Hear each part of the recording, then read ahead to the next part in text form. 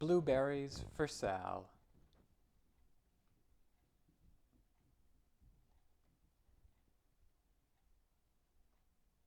Blueberries for Sal by Robert McCloskey.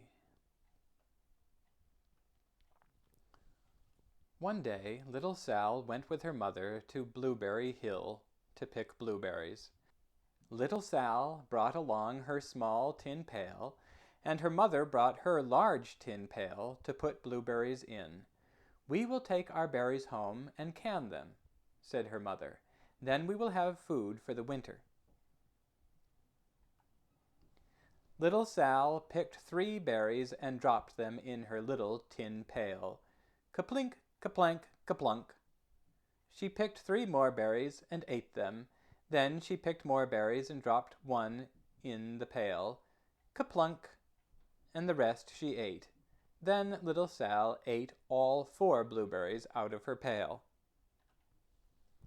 Her mother walked slowly through the bushes, picking blueberries as she went and putting them in her pail.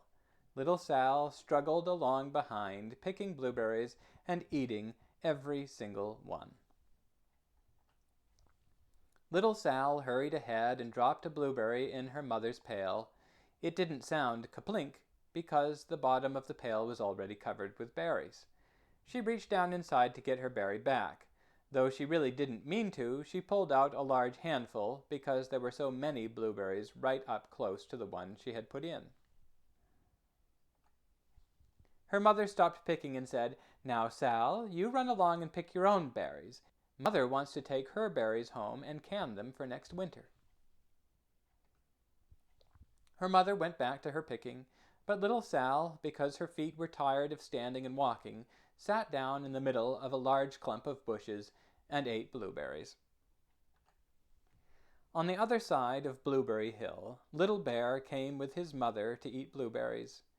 "Little Bear," she said, "eat lots of berries and grow big and fat. We must store up food for the long, cold winter." Little Bear followed behind his mother as she walked slowly through the bushes eating blueberries. Little Bear stopped now and then to eat berries. Then he had to hustle along to catch up. Because his feet were tired of hustling, he picked out a large clump of bushes and sat down right in the middle and ate blueberries. Over on the other side of the hill, little Sal ate all of the berries she could reach from where she was sitting. Then she started out to find her mother. She heard a noise from around a rock and thought, "That is my mother walking along." But it was a mother crow and her children, and they stopped eating berries and flew away, saying, "Caw, caw, caw." Then she heard another noise in the bushes and thought, "That is surely my mother, and I will go that way." But it was Little Bear's mother instead. She was tramping along, eating berries, and thinking about storing up food for the winter. Little Sal tramped right up along behind.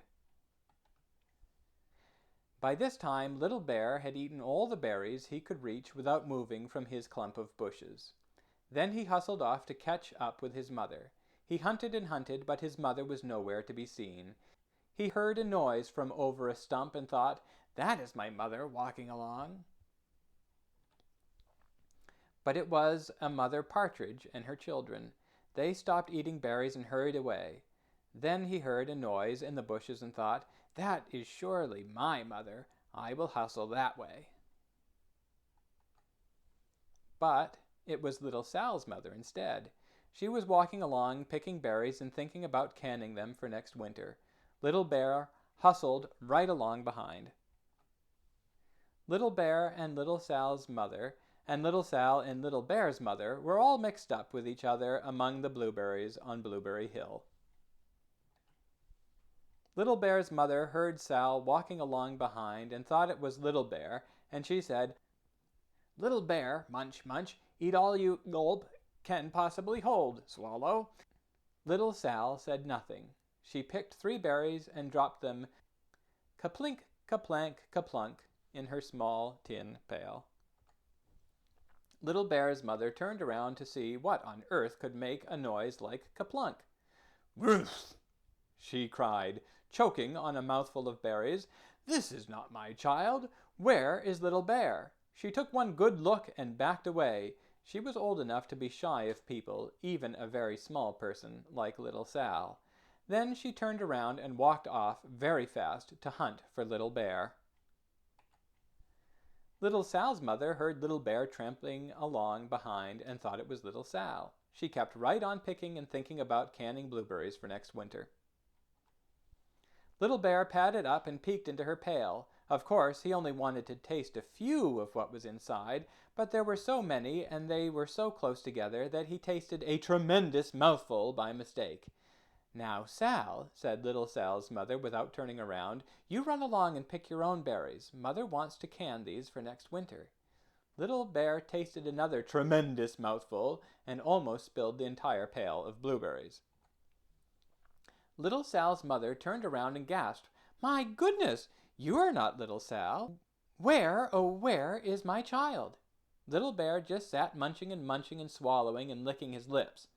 Little Sal's mother slowly backed away. She was old enough to be shy of bears, even very small bears like Little Bear. Then she turned and walked away quickly to look for Little Sal. She hadn't gone very far before she heard ka-plink, ka-plank, ka-plunk. She knew just what made that kind of noise. Little Bear's mother had not hunted very long before she heard a hustling sound that stopped now and then to munch and swallow. She knew just what made that kind of a noise. Little Bear and his mother went home down one side of Blueberry Hill, eating blueberries all the way, and full of food stored up for next winter. And Little Sal and her mother went down the other side of Blueberry Hill, picking berries all the way, and drove home with food to can for next winter, a whole pail of blueberries and 3 more besides.